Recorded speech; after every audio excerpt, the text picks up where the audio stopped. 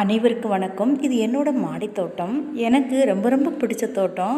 அலுவலகத்தில் 8 மணி நேரம் வேலை செஞ்சுக்கிட்டு இங்கே வந்து 1 மணி நேரம் வேலை செஞ்சால் தான் அந்த வேலை ஃபுல்ஃபில் ஆன மாதிரி ஒரு ஃபீலிங். நம்ம தோட்டத்துக்கு எவ்வளோ நேரம் ஸ்பெண்ட் பண்ணுறோமோ அதை பொறுத்து தான் நம்ம தோட்டமும் இருக்கும். எவ்வளோ நேரம் ஸ்பெண்ட் பண்ணுறோம் அப்படிங்கிறது நம்ம நேரத்தை பொறுத்த விஷயத்தை தாண்டி நம்ம மனசை பொறுத்த விஷயந்தான். பெரும்பாலும் நாம் என்ன சொல்லுவோம், வேலைக்கு போயிட்டு வீட்டில் வந்து டைமே இல்லை, வீட்டு வேலை சரியாக இருக்குது, அதுதான் உண்மை. அப்போது நமக்கான இந்த நேரத்தை நாம் எப்படி எடுத்துக்கிறது, அதுவும் நம்ம கையில் தான் இருக்குது. ஒரு சிலருக்கு குரோட்டன்ஸ் வளர்க்க பிடிக்கும், ஒரு சிலருக்கு ரோஜா மாதிரி பூக்கள் பறிக்கக்கூடிய அந்த மாதிரி செடிகள் வளர்க்க பிடிக்கும், ஒரு சிலருக்கு காய்கறி செடிகள் வளர்க்க பிடிக்கும். எனக்கு எல்லா செடிகளுமே வளர்க்கணும்னு ஆசை. மாடி தோட்டத்தில் என்ன ஒரு பெனிஃபிட் அப்படின்னா, தினமுமே நம்ம வீட்டுக்கு மாடியில் இருக்கிறதுனால போய் பார்க்க முடியும். எங்கேயாவது தூரமாக இடம் வாங்கி அங்கே போட்டிருந்தோம் அப்படின்னா நம்மளால் தினம் போய் பார்க்க முடியாது. மாடி தோட்டம் அமைக்கிறது கஷ்டமா அப்படின்னு கேட்டால் கொஞ்சம் கஷ்டம். என்ன அப்படின்னா, அந்த மண் உரம் எல்லாம் கீழே இருந்து ஸ்டெப்ஸ் வழியாக மேலே எடுத்துகிட்டு வரணும் இல்லையா, அது கொஞ்சம் கஷ்டம். எல்லாமே நாமளே செய்யணும்னு நினைக்கக்கூடாது. நம்ம வீட்டில் இருக்கிறவங்களுக்கு நம்ம ஆசைகளை சொல்லணும், அவங்கக்கிட்ட நம்ம ஹெல்ப் கேட்கணும். கண்டிப்பாக நம்ம ஆசைகளை புரிஞ்சு அவங்க ஹெல்ப் பண்ணுவாங்க. பல நேரங்களில் நம்ம வீட்டு குழந்தைங்க கூட உட்காந்து தான் குழந்தைங்க படிப்பாங்க அப்படிங்கிற சுச்சுவேஷன் இருக்கும்போது அந்த குழந்தைங்கிட்ட நாம் பேசணும்.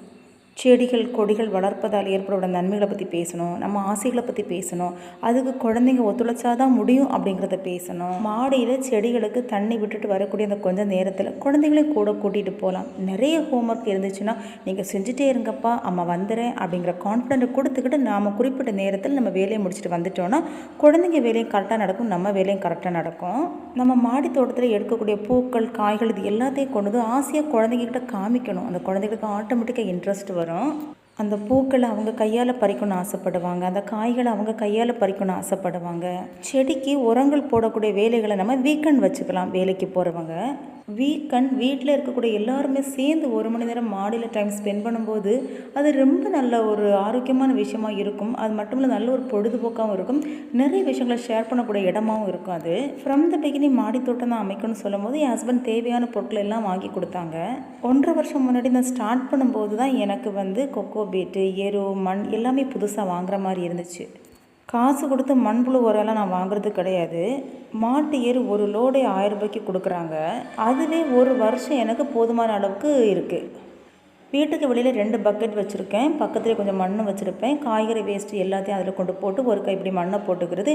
இதை நான் மட்டும் செய்கிறது கிடையாது, எனக்கு டைம் இல்லைன்னா என் குழந்தைங்க பண்ணுவாங்க, என் ஹஸ்பண்ட் பண்ணுவாங்க. நம்ம வீட்டில் ரொட்டீனாக நடக்கக்கூடிய ஒரு வேலையை இந்த வேலையை அமைஞ்சிடும். சின்ன வயசில் ஏரோப்ளேன் பறக்கிற சவுண்டு கிடைக்கே ஓடி வாங்க ஏரோப்ளேன் அப்படின்னு சொல்லி பார்க்குற மாதிரி இப்போவும் ஆசையாக பார்த்தாச்சு.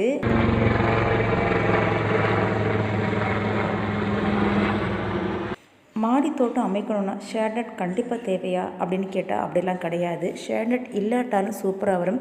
முக்கியமாக செடிகள் வளர சூரிய ஒளி தான் தேவை. ஆனால் அளவுக்கு அதிகமாக போகும்போது தான் செடிகள் கருகி போயிடும். நாம் தண்ணி கரெக்டாக செடிகளுக்கு கொடுத்துட்டாலே செடிகள் நல்லா வந்துடும். தண்ணியை வாளியில் பிடிச்சி மக்களை எடுத்து ஊற்றுற மாதிரி இருந்தால் தான் ரொம்ப டைம் எடுக்கும்.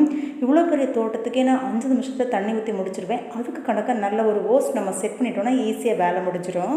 சில விஷயங்கள் நமக்கு ஏற்றப்படி செட் பண்ணிட்டோன்னா எல்லாமே ஈஸியாக போயிடும். எனக்கு ரோஜா பூனா ரொம்ப பிடிக்கும், அதனால் நிறைய கலர் ரோஜா செடிகள் வச்சுருக்கேன். அதுபோல் அத்தியாவசியமான காய்கறி செடிகள் கண்டிப்பாக இருக்கும்னு நினைப்பேன். கீரைகள் ரொம்ப பிடிக்கும். பெரும்பாலும் நாங்கள் சாப்பிடக்கூடிய எல்லா கீரைகளுமே போட்டிருக்கேன். ஒரு செடியோட ஆயுள் காலம் முடிஞ்சு அடுத்த செடி வைக்கும்போது ஃபுல்லாக மண்கலவை மாற்றணுமானா அப்படியெல்லாம் கிடையாது.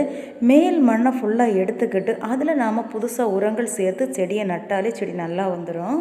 சுழற்சி முறையில் மீன் அமிலம், பஞ்சகவியம், கடலை புண்ணாக்கு கரைசல், அரிசி கழுவுற தண்ணி, காய்கறி கழுவுற தண்ணி, மக்கின கிச்சன் வேஸ்ட், மாதத்துக்கு ஒரு முறை ஒரு கைப்பிடி மாட்டரு, இதை கொடுத்து வந்தாலே நல்ல ஒரு விளைச்சலை நம்ம பார்க்க முடியும். மாடி தோட்டத்தில் நம்ம ரொம்ப விரும்பக்கூடிய விஷயம் பார்த்திங்கன்னா மல்லி செடி.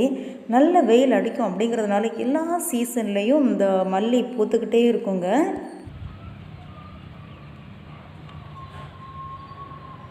செப்டம்பர் மாதம் இன்றைக்கி 2ஆம் தேதி. எவ்வளோ மொட்டுக்கள் பாருங்கள் என்னோடய மல்லி செடியில். ஒரே ஒரு செடி தான் இருக்குது. நாம் இதை பதியம் போட்டு நிறைய செடிகள் ஆக்கணும்னா நம்ம நிறைய பூக்கள் பறிக்கலாம். நம்மளால் எவ்வளோ செடிகள் பராமரிக்க முடியும் அப்படின்னு தெரிஞ்சுக்கிட்டு அந்தளவு செடிகள் தான் வைக்கணும். அளவுக்கு அதிகமாக செடிகள் வச்சு எந்த செடிக்கும் நம்ம பராமரிப்பு கொடுக்க முடியாமல் எல்லா செடியுமே வீணாக போயிடும். நம்ம ஊரில் பார்த்தீங்கன்னா 12 மாதத்தில் 8 மாதம் பயங்கர வெயிலாக தான் போயிட்டுருக்கு. அதனால் வெள்ளரிக்காய் எப்போ வேணால் சாப்பிடலாம். நான் காமிச்சது பார்த்தீங்கன்னா சாப்பிடக்கூடிய அந்த பிஞ்சு வெள்ளரி. இது சமைக்கக்கூடிய வெள்ளரிக்காய் கொடி.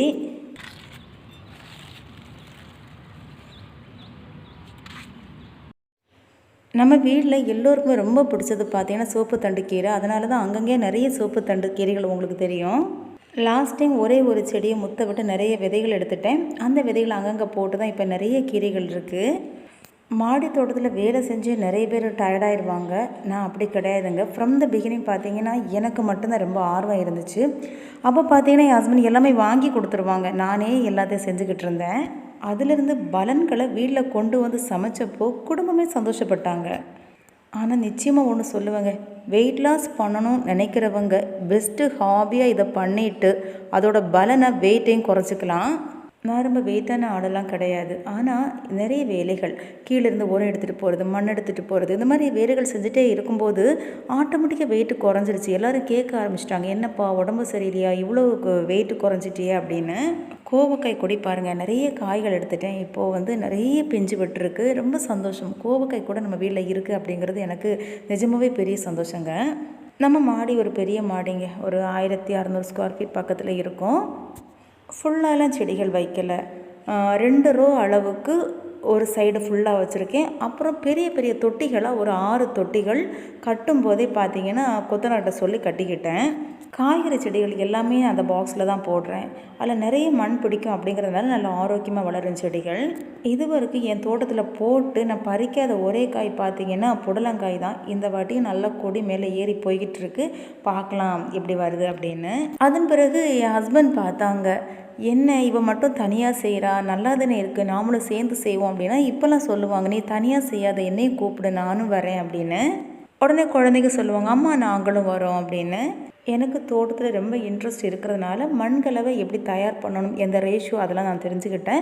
ஹஸ்பண்டுக்கு அந்த நாலேஜ் இல்லை. ஆனால் இப்போ என்ன பண்ணுறாங்கன்னா என் பக்கத்தில் இருந்தது எல்லாமே நான் செஞ்சு கொடுக்குறேன்னு எல்லாமே செஞ்சு கொடுக்க ஆரம்பிச்சிட்டாங்க.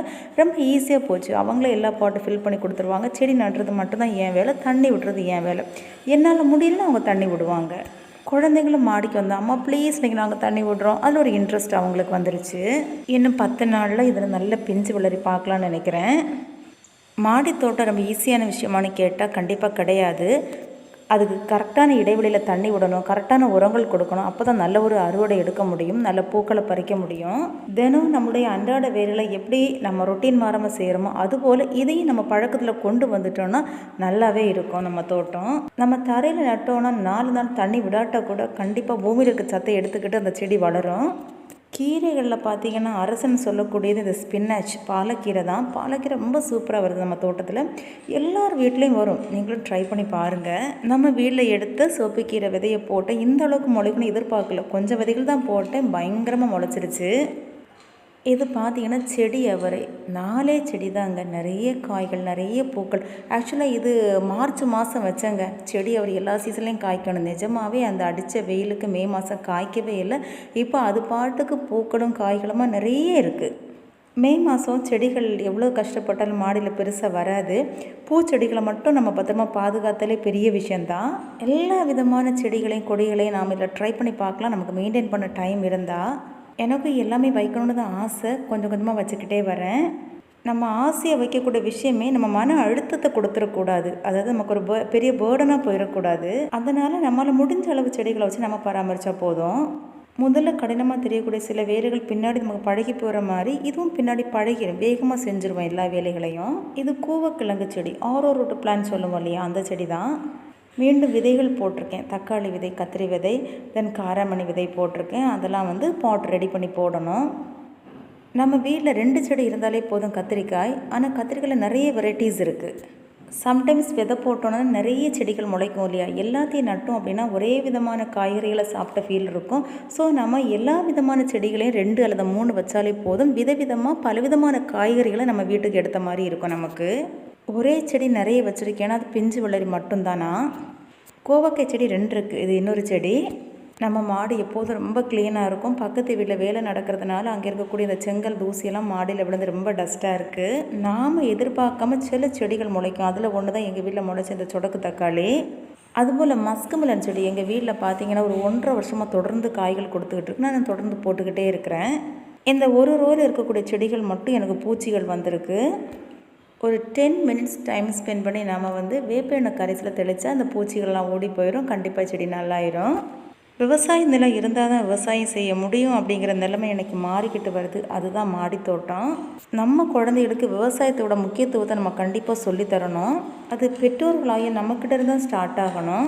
இன்றைக்கி வீட்டு தோட்டம் மாடித்தோட்டம் குழந்தைங்க பார்த்தா தான் நாளைக்கு விவசாய தோட்டம் அமைக்கணும்னு நம்ம குழந்தைகளுக்கு எண்ணம் வரும். விவசாயத்தோட முக்கியத்துவத்தை நம்ம குழந்தைங்க புரிஞ்சுப்பாங்க. உணவின் முக்கியத்துவத்தை புரிஞ்சுப்பாங்க. எப்படிப்பட்ட உணவுகளை சாப்பிடணும் அப்படிங்கிறத தெரிஞ்சுப்பாங்க. ஆரோக்கியமான பூச்சிக்கொல்லியற்ற மருந்துகள் அடிக்காத காய்கறிகளை விளைவிக்கிறது எப்படின்னு தெரிஞ்சுப்பாங்க. அதை நாளைக்கு நம்ம மக்களுக்கு கொடுக்கணும்னு நினைப்பாங்க. உண்மை, நேர்மை, கடின உழைப்பது எல்லாத்தையும் கண்கூடா பார்ப்பாங்க. சின்ன வயசுல நம்ம குழந்தைகளுக்கு நாம கொடுக்கக்கூடிய இந்த விதை போன்ற இந்த ஒரு எண்ணங்கள் தான் நாளைக்கு பெரிய மரமாக வளர்ந்து அவங்க மனசுல பெரிய எண்ணங்களை உருவாக்கும். மாடியில் விளையக்கூடிய தக்காளி, வெண்டை போன்ற காய்கறிகளை பச்சையாகவே கழுவி நம்ம சாப்பிட கொடுக்கலாம். அவங்களுக்கு நம்ம எண்ணங்களை செயல்படுத்த குடும்பத்தோடு பேசுவோம். அங்கே ஒத்துழைப்போடு நம்ம ஆசைகளை நிறைவேற்றுவோம். குடும்பமாக ஒற்றுமையாக அந்த சந்தோஷங்களை அனுபவிப்போம். ஒருவேளை ஷேட்நட் போட்டோம் அப்படின்னா ஏப்ரல் மே மாதம் கூட அறுவடை செய்யலாம்னு நினைக்கிறேன். கத்திரிக்காய் பார்த்திங்கன்னா இது ஏப்ரல் மாதம் மே மாதம்லாம் நல்லா பூ வந்துச்சு. ஆனால் அப்போ வந்து பூவெல்லாம் உதிர்ந்து போயிடுச்சு. ஆனால் இப்போ பார்த்திங்கன்னா நிறைய பூக்களோட காய்கள் வந்து விட ஆரம்பிச்சிருச்சு. சுரக்காய் பார்த்திங்கன்னா குண்டு சுரக்காய், நீட்ட சுரக்காய் ரெண்டுமே வச்சுருக்கேன். நல்லா வளர்ந்து வந்துக்கிட்டு இருக்கு. எல்லோருமே உங்களுக்கு பிடிச்ச விஷயங்களை, தெரிஞ்ச விஷயங்களை உங்கள் வீட்டில் இருக்கவங்க ஹெல்ப்போட சக்ஸஸ்ஃபுல்லாக செஞ்சு சாதனை படைக்க வாழ்த்துக்கள். நன்றி.